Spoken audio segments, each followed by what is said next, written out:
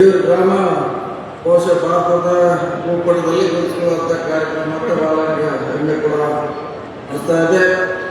ಇಲ್ಲಿವರೆಗೆ ಸಣ್ಣ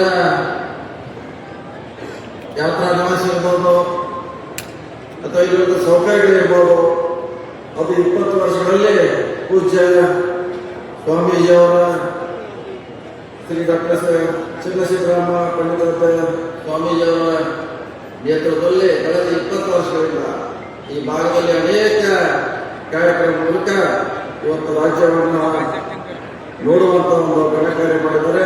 ಆ ಸ್ವಾಮೀಜಿ ಅವರಿಗೆ ನಿಮ್ಮೆಲ್ಲರ ಪರವಾಗಿ ವೈಯಕ್ತಿಕವಾಗಿ ಅಭಿನಂದಿಸಿದ, ವಿಶೇಷವಾಗಿ ಅವರು ತಮ್ಮ ಹತ್ರ ಬಹಳಷ್ಟು ಧಾರ್ಮಿಕವಾಗಿರ್ಬೋದು, ಪ್ರವಾಸ ಉದ್ಯಮ ಆಗಿರ್ಬೋದು, ಇನ್ನಿತರ ವಲಯಗಳಲ್ಲಿ ಇವತ್ತು ಗಮನ ಸೆಳೆಯುವಂತ ಕೆಲಸ ಮಾಡಿದ್ದಾರೆ.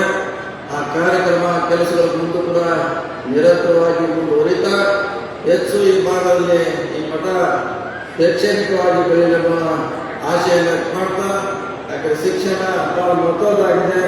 ಈ ಮಠ ಶಿಕ್ಷಣಕ್ಕೆ ಹೆಚ್ಚು ಮಹತ್ವ ಕೊಡಬೇಕು ಅನ್ನೋ ಮಾತನ್ನ ಈ ಸಂದರ್ಭದಲ್ಲಿ ಕೇಳುತ್ತಾ, ನಮ್ಮ ಸರ್ಕಾರ ಇಲ್ಲಾಗಿರುವಂಥ ಎಲ್ಲ ಅನೇಕ ಕಾರ್ಯಕ್ರಮಗಳಿಗೆ ಮುಂದಿನ ದಿನಗಳಲ್ಲಿ ಹೆಚ್ಚಿನ ಸನ್ಮಾನ್ಯ ಹಿರಿಯರಾದ ಪ್ರಕಾಶ್ ಹುಕ್ಕೇರಿ ಅವರ ನೇತೃತ್ವದಲ್ಲಿ ನಮ್ಮ ಸರ್ಕಾರ ಖಂಡಿತವಾಗಿ ಇಲ್ಲಿ ಜೀರ್ಣೋದ್ಧಾರ ಇರಬಹುದು ಅಥವಾ ಇಲ್ಲಿರುವಂಥ ಎಲ್ಲ ರೀತಿಯಿಂದ ಅಭಿವೃದ್ಧಿ ಕಾರ್ಯಕ್ರಮಗಳಿಗೆ ನಮ್ಮ ಸರ್ಕಾರ ಸ್ಪಂದನೆ ಮಾಡುತ್ತೆ ಅನ್ನೋ ಮಾತನ್ನ ಈ ಸಂದರ್ಭದಲ್ಲಿ ಹೇಳ್ತಾ, ಬಹಳ ಸ್ವಾಮೀಜಿ ಅವರಲ್ಲಿ ಒಳ್ಳೆಯ ಕಟ್ಟಡಗಳಾಗಿದೆ, ಬಹಳಷ್ಟು ಒಳ್ಳೆಯ ರೀತಿಯಿಂದ ಸುಧಾರಣೆ ಆಗಿದೆ.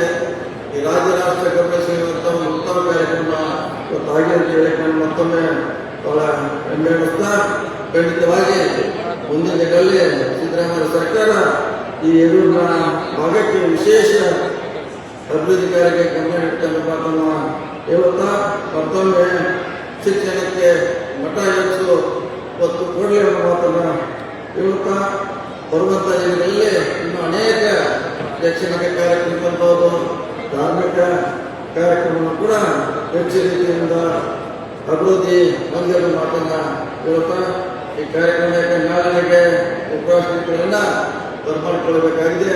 ಅದಕ್ಕಾಗಿ ತಮ್ಮೆಲ್ಲರ ಸ್ವಾಮೀಜಿಯವರೆಲ್ಲ ಸ್ವಾಮೀಜಿಯವರ ಆಶೀರ್ವಾದ ಪಡೆದು ನಾನು ಬೆಳಗ್ಗೆ ಬೇಗ ಹೋಗೋದ್ರಿಂದ ನಾನು ಹೆಚ್ಚು ಮಾತಾಡಿದೆ. ಅನೇಕ ಗಣ್ಯಮಾನ್ಯ ಈ ಮಠದ ಬಗ್ಗೆ ಪರಂಪರೆಗೆ ಮಾತಾಡುವಂಥ ಪ್ರಯತ್ನ ಮಾತನಾಡುತ್ತಾ, ಮತ್ತೊಮ್ಮೆ ನಮ್ಮ ಸರ್ಕಾರ ಖಂಡಿತವಾಗಿ ಇಲ್ಲಿ ಅನೇಕ ಘನಕಾರ್ಯಗಳನ್ನು ಮಾಡುವಂಥ ಪ್ರಯತ್ನ ಮಾಡ್ತಿದೆ.